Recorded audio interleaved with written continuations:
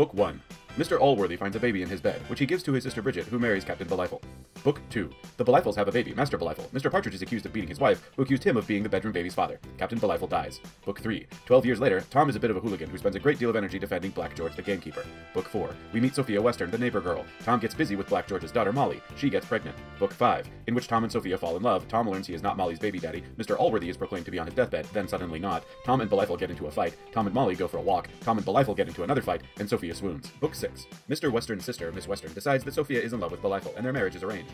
Mr. Western locks up Sophia. Tom is asked to leave by Mr. Allworthy and given £500, which Black George then steals. Miss Western sets Sophia free. Book 7. Sophia runs off with her maid to avoid marrying Belifel. Tom joins the army and gets a bottle thrown at his head. After recovering, he is suspected of being a ghost, gets shot at, and faints. Book 8. Tom meets Mr. Benjamin, who is actually Mr. Partridge, who becomes his traveling companion, and they save a hermit from some robbers. This hermit, the man of the hill, tells them, at length, his life story. Book 9. Tom saves a half-naked woman from the soldier who threw a bottle at him in Book 7. He sneaks looks at her boobs and escorts her to an inn, where they are attacked by pretty much everyone, until someone recognizes the half-naked lady as Mrs. Waters, the wife of the captain. Tom takes Mrs. Waters to bed upstairs, and a fight breaks out downstairs, in which her coachman is busted up. Book 10.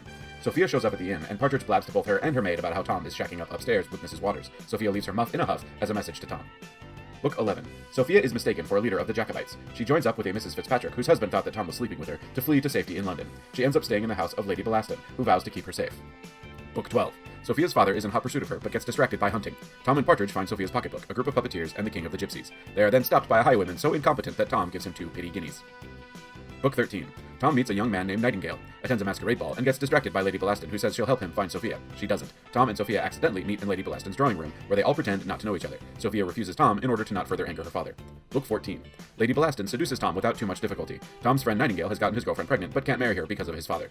Book 15. Lady Bellaston tells Sophia that Tom is dead, and sets up a Lord Fellamar to ravish her. Her dad shows up in the nick of time and whisks her away. Tom proposes marriage to Bellaston in order to get rid of her. It works. Book 16. Belifel decides to head to London to get Sophia. Tom kills Mr. Fitzpatrick and goes to prison. Book 17. Allworthy refuses to let Belifel marry Sophia, but seems okay with her marrying her would-be rapist. Turns out Mr. Fitzpatrick is not dead.